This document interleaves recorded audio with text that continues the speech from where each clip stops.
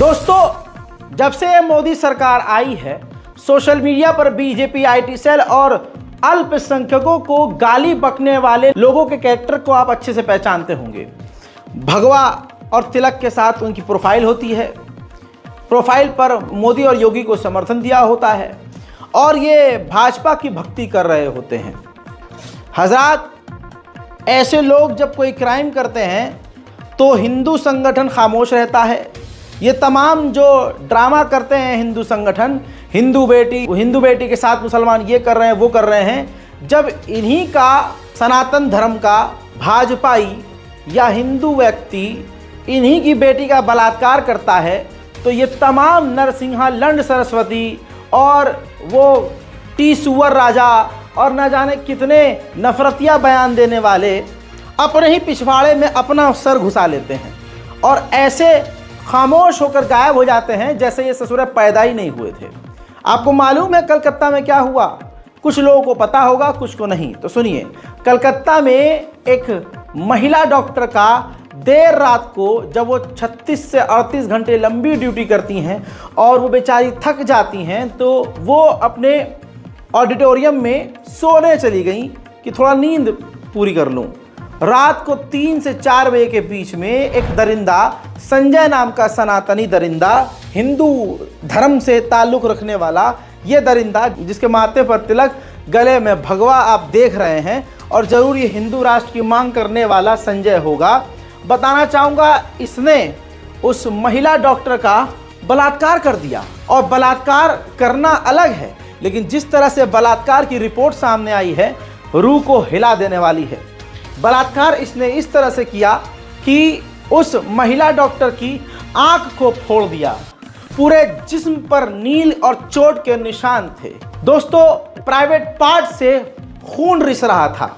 Report में यह पता चला है कि यह अकेला नहीं था, 3-4 लोगों का सीमेन उनके वजाइना से मिला है। पूरे जिस्म से खून टपक रहा था, पूरे जिस्म पर नील के निशान थे और इतना नील हो गया था कि कई जगह काले काले चकत्ते पड़ गए थे।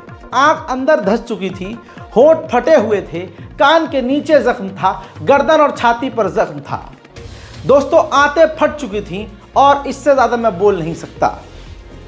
दरिंदे ने बलात्कार किया और फरार हो गया।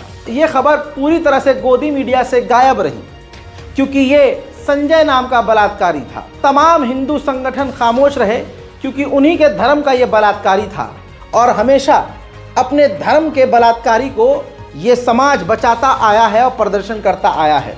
लेकिन कोलकाता के मेडिकल स्टूडेंट सड़कों पर आ गए, डॉक्टर हड़ताल पर चले गए, प्रदर्शन लगातार होने लगा, गोदी मीडिया इसको इग्नोर करने लगा। लेकिन जैसे ही सोशल मीडिया पर आवाज़ उठने लगी और सोशल मीडिया की ताकत से ये खबर सामने आने लगी तो गोदी मीडिया पर प्रेशर बना। इतने में संजय बलात्कारी गिरफ्तार हो गया और उसने जुर्म भी कबूल कर लिया। मजबूरन फिर गोदी मीडिया को कुछ कुछ खबरें दिखानी पड़ी। रिपोर्ट आपके सामने। पूछताछ के दौरान उसने अपना गुनाह कबूल कर लिया। आरोपी ने पुलिस से कहा कि हाँ, मैंने अपराध किया है, मुझे फांसी दे दो। पुलिस की जांच में पता चला कि आरोपी संजय रॉय में लंबे समय से मारपीट करने की प्रवृत्ति थी।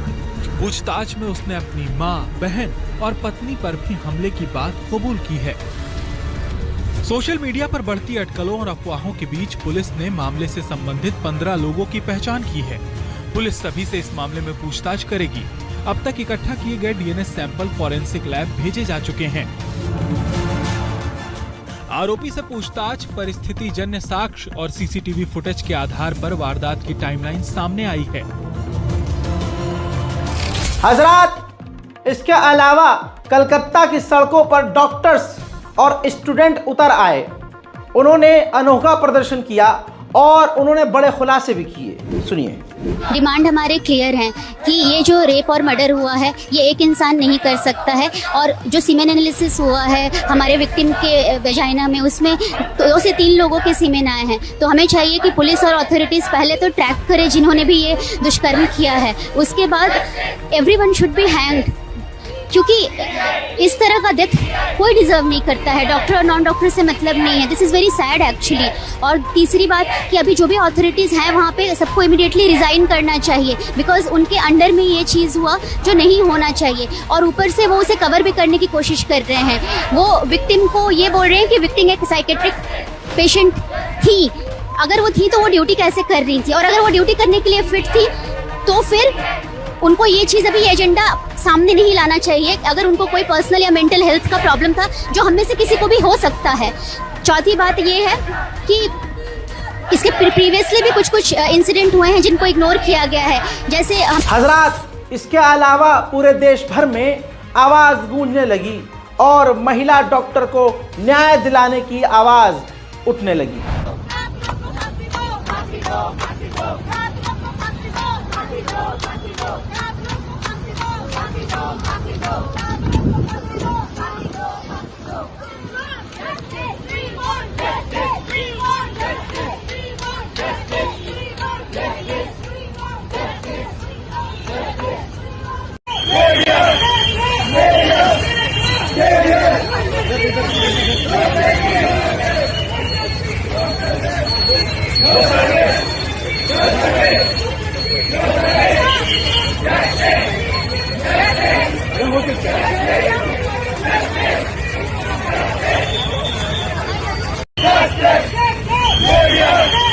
मेरे दोस्तों, कहा जा रहा है कि एक और बलात्कारी साथी को संजय के अलावा पकड़ा गया है, लेकिन मैं पर्सनली मांग करूंगा सरकार से कि जुर्म अगर उसने कबूल कर ही लिया है, वो हमने सुन लिया है, तो मांग ये है कि वो जो मृतका है, जो इस देश की बेटी है, जिसका बलात्कार किया गया है, मैं मांग करता हूं कि उसके परिवार के किसी व्यक्ति को सरकारी नौकरी दी जाए।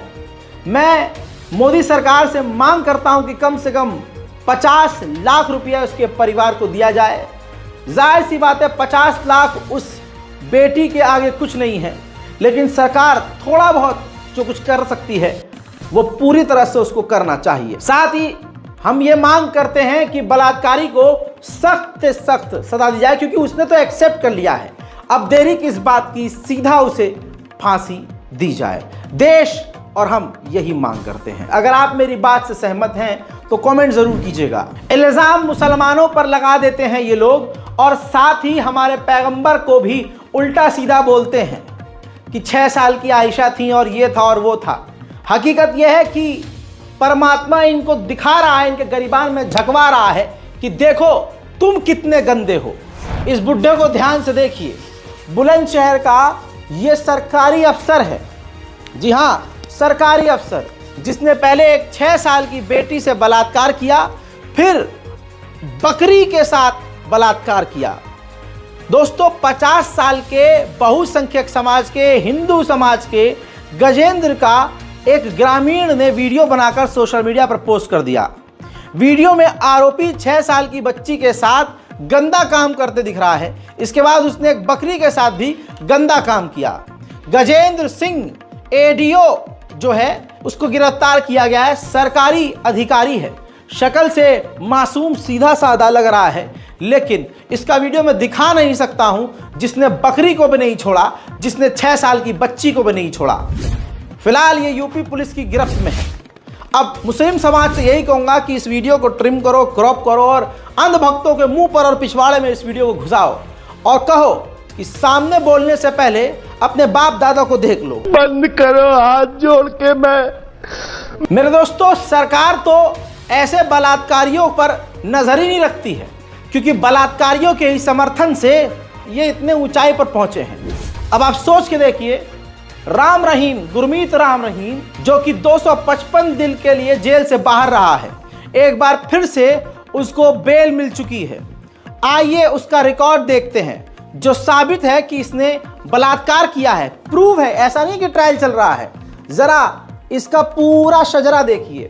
24 अक्टूबर 2020 को 1 दिन की पैरोल मिली, 21 मई 2021 को 1 दिन की पैरोल मिली, 7 फरवरी 2022 को 21 दिन की पैरोल मिल गई, फिर उसके बाद जून 2022 को 1 महीने की पैरोल मिली, फिर 14 अक्टूबर 2022 को दोबारा से 40 दिन की पैरोल मिली, फिर 21 जनवरी 2023 को फिर से 40 दिन की पैरोल मिल गई, फिर 20 जुलाई 2023 को 30 दिन की फिर से पैरोल मिली।